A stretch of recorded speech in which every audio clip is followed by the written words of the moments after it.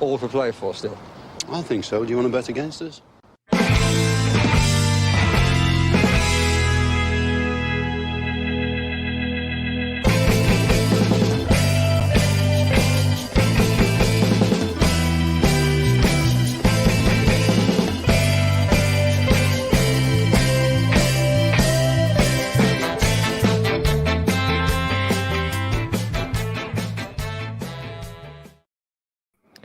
Hi, villains, and welcome to For the Love of Pomegranate podcast. I think I'm live. I'm not 100% sure if I am or not. So give me a thumbs up in the chat. There's just something weird happening here on my system, but I think I'm live. Here on the day that the Champions League final is on. Just literally finished up there, and I suppose I'm just going to say it. I'm going to say congratulations to Manchester City on winning the first Champions League final. Just like if Aston Villa, or when Aston Villa win it again in a few years' time, when Aston Villa win the Champions League, I would like every single English, British, European football fan to want to wish us well as well. So I'm going to wish them well, but I'm also going to have a little bit of conceit in the back of my mind over the fact of, for obvious reasons as well. But look, all our fans are gonna celebrate tonight, and I know the good feeling that being a fan of Limerick hurling, for any Irish fans here, I know the good feeling that winning something for the first time, or winning something for the first time in a long time can give a fan base. So listen, if I was to put myself in a Man City fan's shoes, I would be absolutely thrilled tonight, and I wouldn't care less about what was going on. But I'm an Aston Villa fan, and that's all in the future for us, because we're on the right road under Unai Emery, and we are here to talk about one of the reasons why I feel that we're on the right road under Unai Emery. And as everybody has seen, I'm sure already, Aston Villa have signed Youri Tielemans, or it looks like they're going to sign him. They've agreed a deal, 4-year deal for Youri Tielemans, broken by David Ornstein today, backed up by Fabrizio Romano and numerous other outlets at the moment. Aston Villa even bloody announced it already. So I think it's fair enough to say that this one ain't going to be a situation where somebody's going to back out like we've potentially had already this season. But Youri Tielemans comes in, a free agent signing, some really, really astute business from Aston Villa, and it harkens back to, there's kind of, how will I put it? There's kind of echoes of the Boubacar Kamara situation last season. We signed him on a free transfer. Comes into our midfield, automatically brings something that we don't already have. And I think there's something similar with Youri Tielemans as well here. And I'm going to bring up obviously my stat sheets in a moment and give you my opinion on him. I meant to do this last week, and I'm kind of glad in a way I didn't do it last week, because as I say, now we've got some fresh information, and he's going to be an Aston Villa player, and we can actually properly talk about where he is actually going to fit in, as opposed to having some hypotheticals here. But as I say, Leicester being relegated seems to have expedited his leaving of Leicester, and we've profited from this. We've gotten in there early, we've signed him, and he's come into the club, and this is a very, very, very good first piece of business. I want to bring everybody back 12 months, because I want to talk a small bit before I go into my own opinion on him. Just going to talk a small bit about how social media, how the internet, how recency bias and something like that can be a good thing. It can also be an awful thing. It can also cloud everybody's judgment of a player as such. When we were first linked to Youri Tielemans, there was a lot came out about him being slow, about him being, one-paced, about him, having a bad attitude, all this kind of stuff that you're kind of tending to see, which you, from time to time, you see from a player when a player is leaving a club, specifically a club who have underperformed in that particular season previously. But Youri Tielemans had some of that labelled at him. Didn't have the greatest year, just gone. Leicester didn't have the greatest year. They couldn't utilise an awful lot of their players, and hence they were relegated from the Premier League as well. So there was an awful lot of that. And the reason I want to talk about your recency bias is because sometimes I try to remove that. It's one of the things I try to remove from when I'm looking at a player, when I'm looking at some video footage of him from whatever, looking at statistical analysis. And whenever I bring up these stat sheets that I do, they're over the last 365 days. So what that does is a lot of times it straddles 2 seasons or portions of 2 seasons. It straddles potentially, if new managers came in, you can see it gives a bigger sample set to see how they've played, not just under one manager, but under another manager as well. And obviously, the sheets that we show up, they are over 365-day period, but you can break it down into portions. You can get their individual match logs and stuff like that, so you can see what's going on.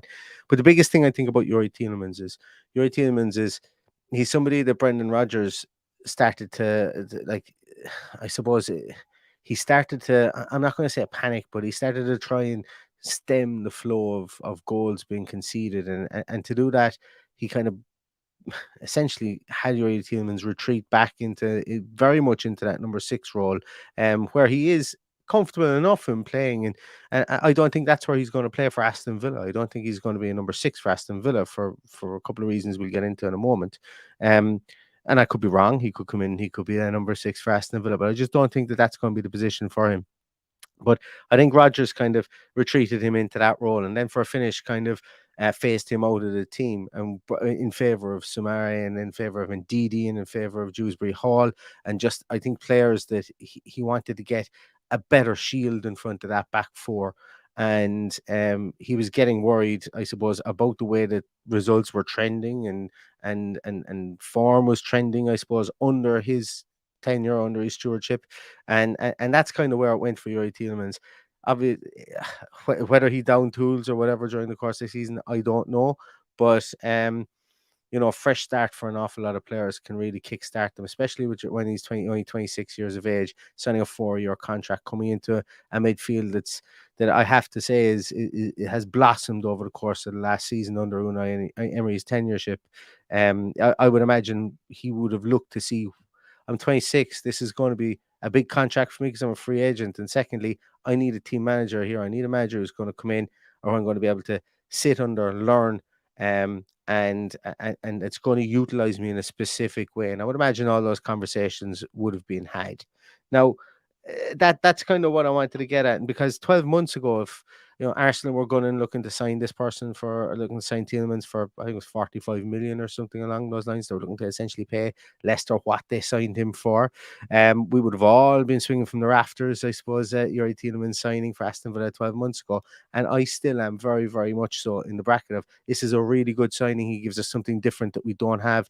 And I'm going to delve into it in a moment with regards to some of the traits that I think Youri Tielemans brings to this team that we don't have already, that indicate to me that Unai Emery is going to have a slight shift in the way he plays with this Aston Villa team. Not that said anybody in this team is bad, but there could be a little shift, as in a horses for courses approach when he does go to certain grounds, when he plays certain teams, when we get into certain situations, and obviously, as I say, I've heard a couple of people saying Villa could play 60 games next season. Villa could get knocked out in the qualifying round for the Europa Conference League. So I'm not on the boat of he's come in here because we're playing 60 games next season.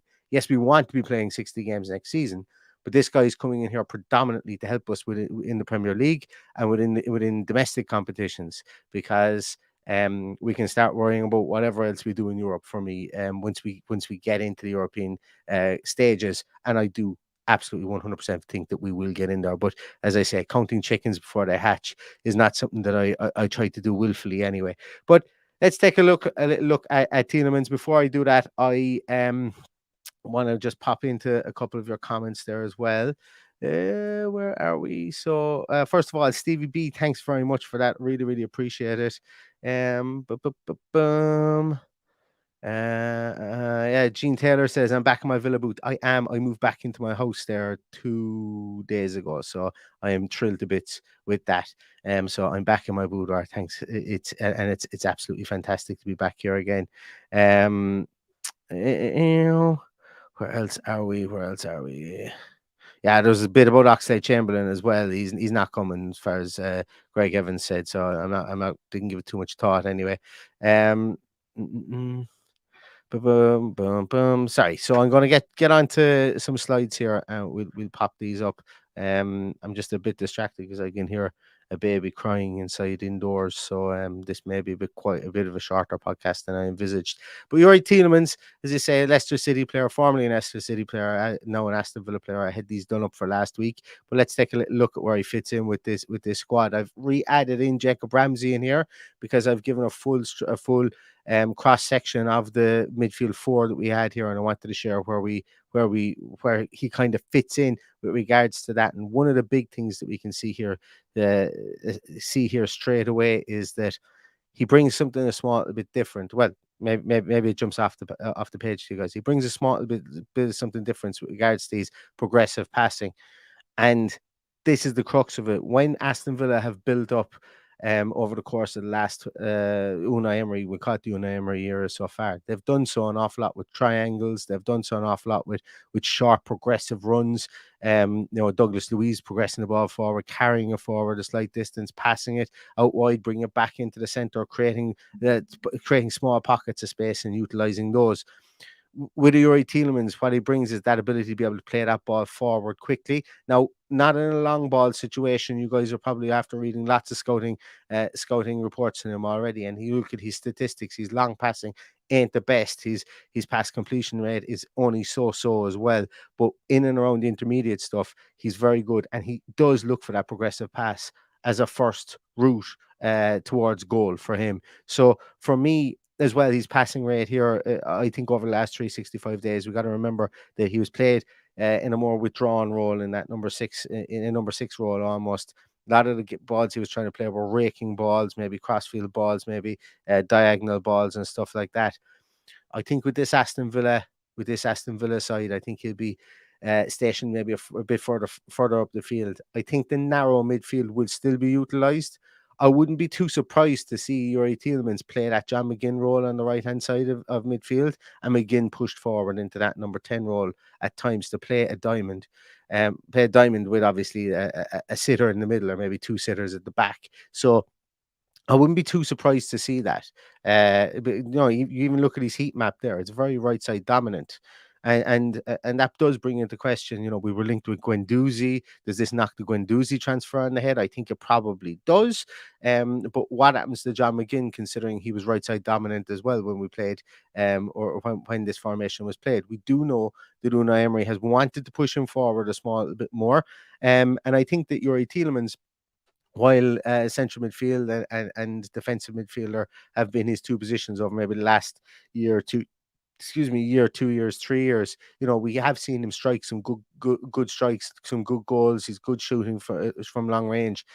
So him being able to play on that right hand side and get forward a small bit quicker, or not even quicker, but get forward a small bit more, should I say, might increase his ability as well. Because remember what John McGinn brings us on that right-hand side of the field. We can see it there. John McGinn is the white line, if you guys can see it within this radar graph. And I know some of the lines are very faint, and that's done by design, just so that the green pops out, because that's the player that we're really discussing. But in this instance here, from a John McGinn point of view, the tackles we would lose, all right, they would go up the field, but the pressing that he will bring up the field will be super efficient for Aston Villa, and I think that's really good. Tielemans is a very good presser of the ball as well. Don't get me wrong. His high press is really good. It's really efficient. He can get around in short spaces. A lot of people call him slow. He's not. He's not lightning quick. A lot of people call him slow as well because they look at Football Manager and they see a big 10 beside his speed. Youri Tielemans can get around the field quick enough to play in the Premier League. Absolutely no problem. There is no issue with Youri Tielemans getting around the field. There just isn't. He might be drained after 80 minutes, and you might have to bring him off, and that's fine. That's where bringing a squad to the table is quite paramount, and that's what Aston Villa will do this season. So Youri Tielemans, when you watch him, if you look on YouTube, you're going to find a lot of videos about Youri Tielemans, and they call him a regista.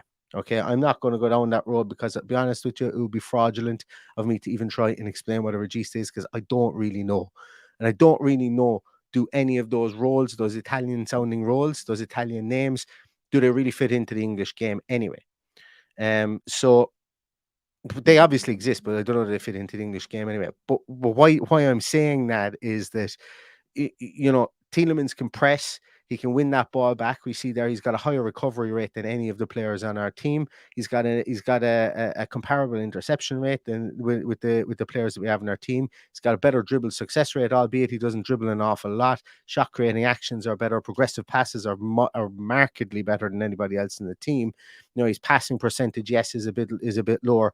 I think that I genuinely believe over the last 365 days, he was slappy in his long passing, playing because he was playing a more withdrawn role. You get him playing more short to intermediate passes like Unai Emery's teams do. I think you see that rocket up as well. When I say rocket up, I think it gets over 85% anyway, which is a pass mark for me. 80% is too low is too low for me. But we saw that a lot of our players couldn't pass the ball 10 feet to another one of our players prior to Unai Emery coming in. So who's to know if this system doesn't bring out the best in Youri Tielemans, because we know he can play football. He came in, he hit the ground running within this league. 2 years ago, he was an absolute, one of the best midfielders of his type within the league as well, when Leicester were flying high and getting into in the top 4 or 5 positions as well. One of the other things I really like from him as well is look at the amount of touches and the amount of pass attempts. So when Boubacar Kamara came into this team, one of the biggest plus points he had was that he was labored with a lot of work at Marseille. He was given work, he was able to do it, and he dealt with it admirably. A lot of touches, a lot of pass attempts. If I remember rightly, his pass attempts for Marseille were up in the high 80s, which is very, very good going, specifically if you want the team to take over and keep possession. When we look at the pass attempts that Youri Tielemans has here at 62.3 over 90 minutes, it is more than the players that we have currently in the team. Now, one little caveat here: John McGinn's pass attempts are from about 3 months ago in this, so I would imagine his pass attempts are higher. But with that said, I don't think they're going to be at 62 0.32. So what I'm saying here is that Tielemans is used to getting a high workload. He's comfortable with a high workload. And if we start to have players across that midfield that are comfortable with a high workload, don't shirk the ball being played to them and don't need the ball to be played in space, that's a huge positive for us, specifically when we play in narrow midfield. So if you've got somebody like Youri Tielemans within our narrow midfield, and Leicester didn't play a narrow midfield. They played a 4-2-3-1. They needed their wingers to create that width and almost create that scoring threat, because their strikers weren't really on form, and they didn't really get much defensive. Well, I'm not going to say they didn't get much defensively out of James Maddison, but it wasn't really his job to do the defensive work. Then you had Tielemans, you had Ndidi, you had Samari, you had Dewsbury Hall, and you can see that when you start getting the progressive pass aspect, when your team is losing, you pull that away and you kind of go, right, we're going to go wide a small bit quicker, and we're going to go progressive through the middle. So Tielemans drops out of the team. And I think that was just preservation mode, I think, really, for Leicester. So when if you look at this team, and if we've 4 players who are comfortable with the ball at their feet and comfortable with a high workload within there, I think it is a massive plus point in that narrow midfield. Tielemans is very good in close situations with the ball, being able to shift the ball out of close situations, being able to move it, being able to play those little tricky triangles. I think we will still see those within this team. I do also think that Tielemans will be given license to turn and play that more progressive, that more lottery ball forward, because we're probably going to sign a winger. Maybe we sign 2. Maybe we sign another attacking midfielder and a winger. And I think the quicker we can get the ball to these guys, the better Aston Villa will play. We've seen it last year when we attacked to a pace. We were really, really good. Unai found a way for us to get space in around the middle of the field as well, so that when we attacked at a mediocre pace, or maybe not at a high octane pace, we were still able to get some good results out of it. And I think a lot of that was to do with Alex Moreno, because he ran with his hair on fire, to be honest with you. Every time we attacked, even if we were attacking slowly, all of a sudden you catch him at a glimpse out in his own, out in that left wing, and all of a sudden the afterburners went on, and it was a case of roadrunner up the sideline, which makes a big difference with defenders turning on their heels, create space in the middle. So if you've got somebody who can spot that pass quicker, play that pass forward, and play it accurately forward on the ground, or whether it be an intermediate level pass, I think that that's a real positive. And this guy does it. The stats don't lie. He's done it more. I think it's what you look at it there. It's over nearly half the amount of times extra than anybody else on the team for Aston Villa. So I think that's a massive, massive plus point. The fact that he's rarely possessed. He's comfortable with the ball at his feet. He's comfortable with a workload more so than comfortable in possession. He's comfortable with being a workhorse and getting the ball in midfield in comparison to the other players we have. And he's able to progress that ball forward, create shot creating actions, while also not neglecting his defensive abilities as well with regards to recoveries, having I suppose a team average with regards to the interceptions, and also with regards to his tackling. He's decent, at tackling with the ball. He's not going to be a shirking violet. I think from that point of view. So all in all, yeah, I think that Youri Tielemans, I can definitely see a role for him. I could see him starting day one. I could see McGinn being pushed further forward.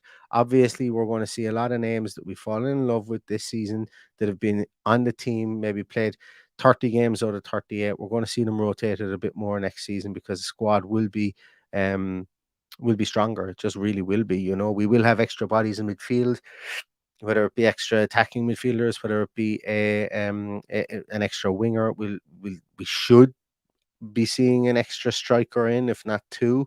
I'd imagine a centre half will come in, and then obviously, look, I had a funny feeling that Ashley Young was not going to be signed, and we were going to be on the lookout for a right back again. And I did my right back series, and as I say, if I was being handed the checkbook in the morning, I'd be ringing Girona and going, Arno Martinez, please come to Birmingham, and how much do you want for him, essentially? But so there's going to be a bit of, I think there could be anywhere up to 6 players come into this squad over the course of this summer. Not to mention we probably will need a backup goalkeeper as well. But I think 6 players will come into the squad, and I think those 6 players will make a marked difference to not only the squad depth, they make a marked difference to how we play. They make a marked difference to how we play in certain aspects, and also to how we'll be able to in-game manage our tactics in-game as well, so that we don't have to rely on plan A as much when things maybe are slow, like that first half in the Wolves game. We won't have to rely on plan A as much. We'll be able to change it up a small bit quicker and move on. And Youri Tielemans is definitely a change of pace player from what we have at the moment with regards to his passing. There's something beeping here in my office, so I'm going to turn it. I'm going to finish up this podcast because I'm thereabouts. I want to say thank you very much to everybody for bearing with me while I kind of have been missing in action over the last few days. Going to be back at podcasting as much as I possibly can here. This is my favorite time of the year. So yeah, as I said, thank you very much. There's 320 of you guys watching here tonight. If you like it, please give us a thumbs up. Please subscribe if you aren't already subscribed, and tell your mates as well if you're in the pub to give us a like and a subscription as well. I'll be back again probably tomorrow with something else that I've been doing up. I've been talking about it for the ones of 3 or 4 months now. But I'm going to be back tomorrow with another podcast, another one to kickstart things and keep things going in. But in the meantime, up the Villa, brilliant stuff about Youri Tielemans. This is the start of something. I think there's going to be a lot more to happen this transfer window, and we're going to be here with you every step of the way. So thanks very much, everybody, for watching. Thanks everybody for listening. I'm going to head off now, and all that's left to say is up the Villa.